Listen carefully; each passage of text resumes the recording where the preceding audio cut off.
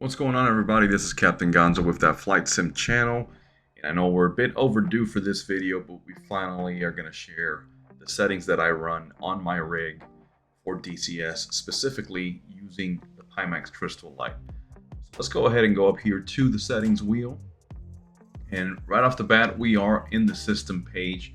So just like we did with Flight Sim 2020, we're not going to waste too much time, and I'm going to show you exactly what I have my settings at.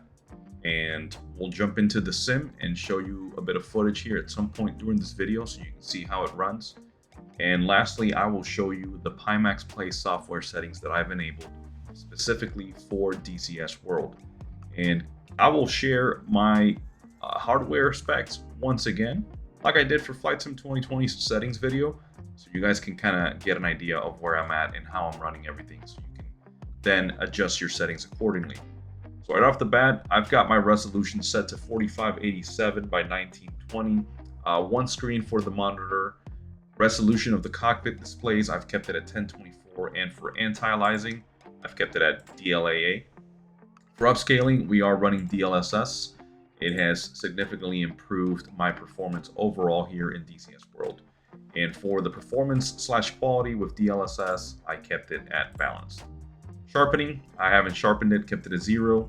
Textures are at high, terrain textures high, shadows high, flat shadows blur on, secondary shadows on, SSS on. Now, all three settings here, you can probably turn off and experience a little bit of performance gain, but you guys have heard me say it before, and I'll say it again. I am a sucker for quality and for graphics/performance. So I've kept these on, and so far, I haven't had any issues in DCS World. Visibility range or visible range is set to high. Civilian traffic, this one, honestly, I've been meaning to turn it off because it's been interfering with a lot of my missions that I'm doing in third-party add-ons. And if you read a lot of the descriptions for third-party campaigns and missions that you may purchase, they actually advise you to turn civilian traffic off. So there we go. Clouds, high. Water, high. SSAO and SSLR, I've got SSAO on off and SSLR on. Lens effects, dirt. I don't know how much of an impact this will have on FPS, but keep in mind that on my system it has not given me any different performance, to be honest. Heat blur is on high, motion blur off. Depth of field, I've kept it simple, and all this stuff down here for canopy reflections at 1. Now, this is where you guys might have some more trouble adjusting and getting your settings to just work the best for you. So on the clutter and grass, I've put it about down the middle there at 770. Forest visibility, 84%. Forest details factor, 0.83.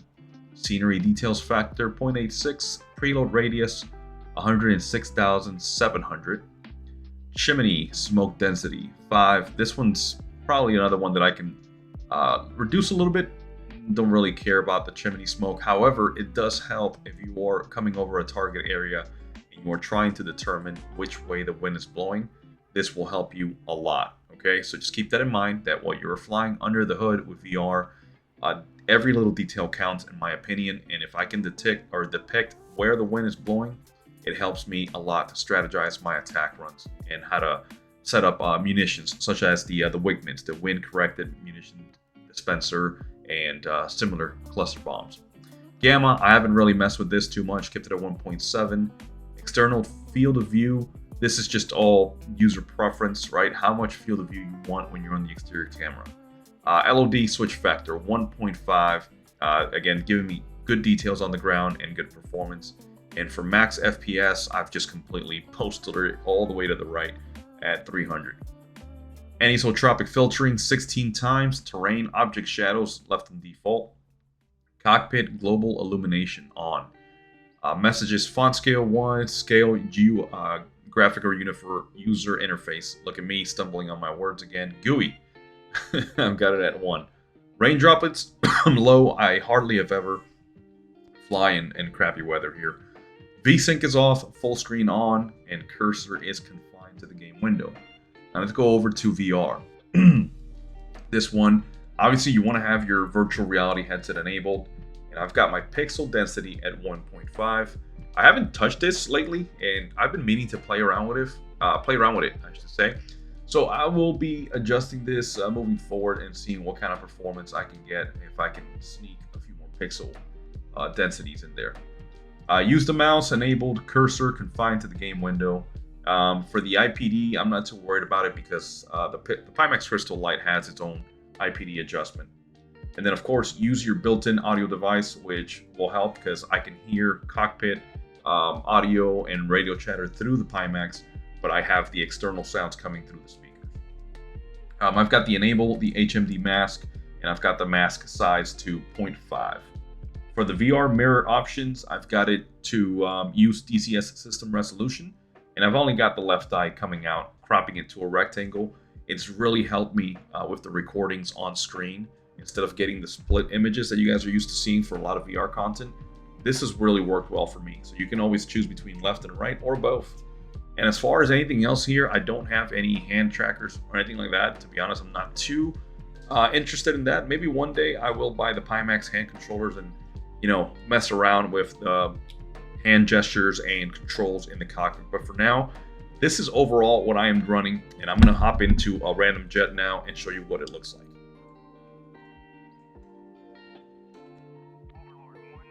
Alright guys, so here we are in the cockpit of the F4 by Heapler. I rarely spend time on the Phantom, to be honest, and I regret not learning this jet all the way like I intended to, because the amount of detail inside this cockpit is ridiculous. I mean, I know you guys are just seeing a screen recording, but everything you are seeing is about as close as you can get as looking through the hood right here.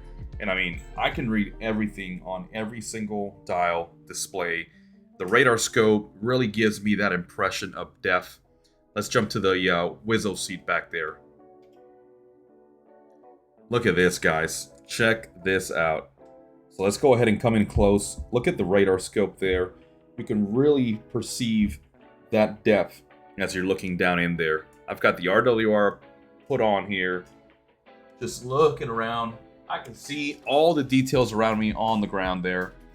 But let's go ahead and get rolling so you guys can see how the simulator behaves once we take off. Let's get flaps down.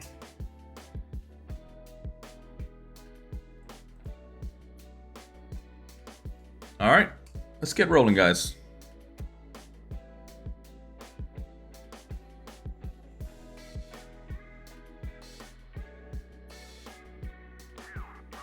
Engine's good. Airspeed's coming alive.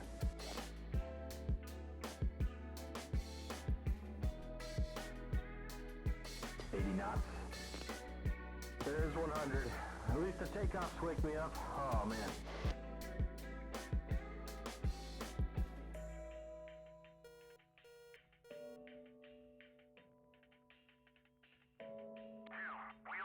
And nails, 11 o'clock.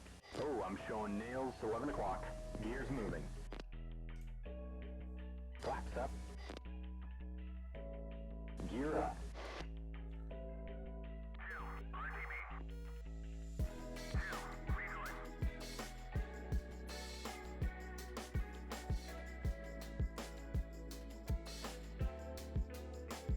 You can probably see a bit of stuttering going on, but I promise you, this is happening as I am recording. Even though I am running 64 gigabytes of DDR5 RAM, DCS World definitely consumes a lot of the resources under the hood with VR and recording on top of that. So, 28 miles, 8,000. trust me, the simulator does not behave anything like this when I am simply flying and not recording. The next turn point. IFS is positive. He's a buddy. Look at the amount of detail. What I'm going to do is I'm going to turn so that you can see the sunlight coming into the cockpit here.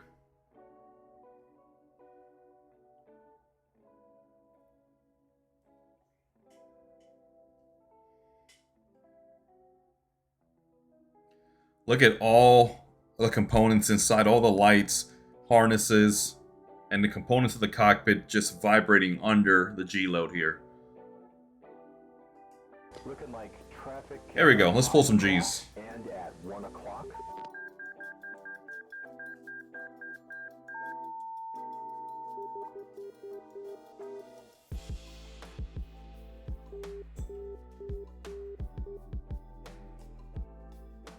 We're getting slow over the top here.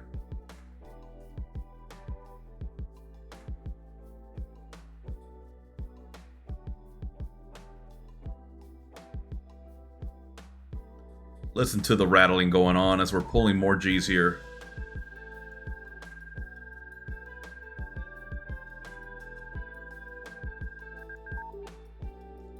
Now let's see if we can land this sucker.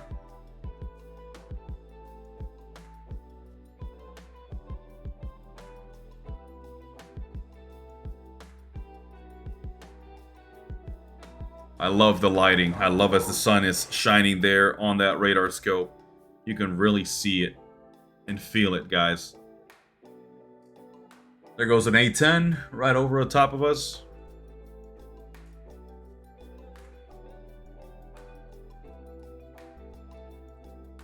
And we're coming in really hot here, so let me try to slow it down.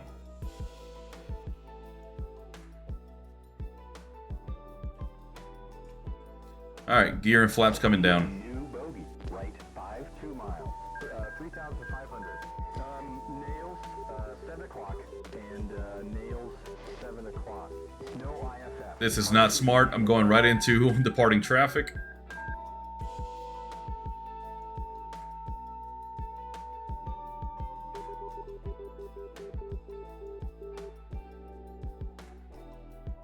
I think there's another B1 coming right at us, guys. Oh my god.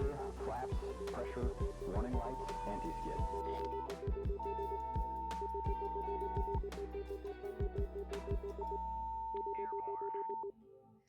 Oh my god. Oh my god. I'm glad I was recording that, man. Pull the chute.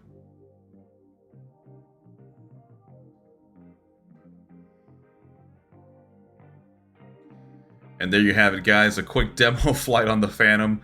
Nearly getting ourselves killed on a head-on collision with a B1. I don't know how we made it. I'm sure glad I did touchdown where I did, because that would have been deadly. But anyways, guys, I'm going to cut this part of the video and we'll jump over to the Pimax Play software so you guys can see my specific settings. Alright guys, so now we are taking a look at the Pimax Play software here on my computer, so you guys can see specifically what I had enabled for DCS World. I know I didn't cover this on screen when I did the Flight Simulator 2020 settings, so my apologies. Here we are. You guys are looking at my desktop right now.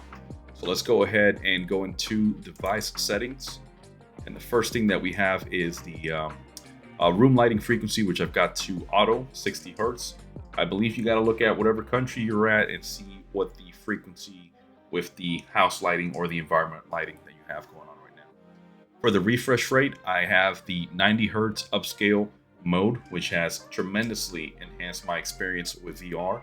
I initially said I wasn't using it. That was my mistake. I had a wrong setting. I forgot what I did, but it wasn't working out, and so I managed to get on the right path now. Brightness 100, handle vibration adjust. I have it at 100. Don't really know what that does. Everything else is the same. Now here we go. For games, this one is crucial, okay? You have to figure out how to set the proper render quality for whatever simulator. For Flight Sim 2020 and DCS World, I've got mine on custom and I've got it at 0.85. Keep in mind that if you go up in this and you get closer to that native resolution of the Pimax Crystal Light, you are going to have to sacrifice some settings because you will notice the significant impact to your performance. So again, 0.85 works for me. For the fixed foveated rendering, I've got it on Pimax setting, and for the grade, performance. I don't have smart smoothing enabled. I was noticing some weird funky stuff that I don't really remember too well right now, but I can tell you it didn't work out for me. Lock to half frame rates, that's all set. Color is all, haven't really changed that. General, so I switched the OpenXR runtime to Pimax OpenXR.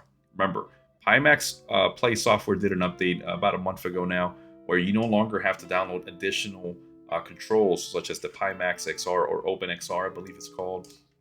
You can if you want to, But Pimax Play has the one-stop shop now for all of your settings. And then for home, I've got it to default, which is just your, I guess, your home setting when you put the hood on. In my case, it shows kind of like a space thing. You're on the moon and you can see planets and stuff around you. It's pretty cool. Okay. Lastly, on advanced, I've got pass-through enabled and activates chaperone. I'll be honest, I have no idea what this does to this day. So if any of you know, drop a comment below. Let me know what it is because I have no idea. There you go, guys. Those are my settings on the Pimax Play software. I appreciate you guys taking your time to watch this video. This is Captain Gonzo with that Flight Sim channel. Stay tuned because we are not done yet with the Pimax Crystal Light. We've got more stuff coming your way. And of course, Flight Sim 2024 is just around the corner.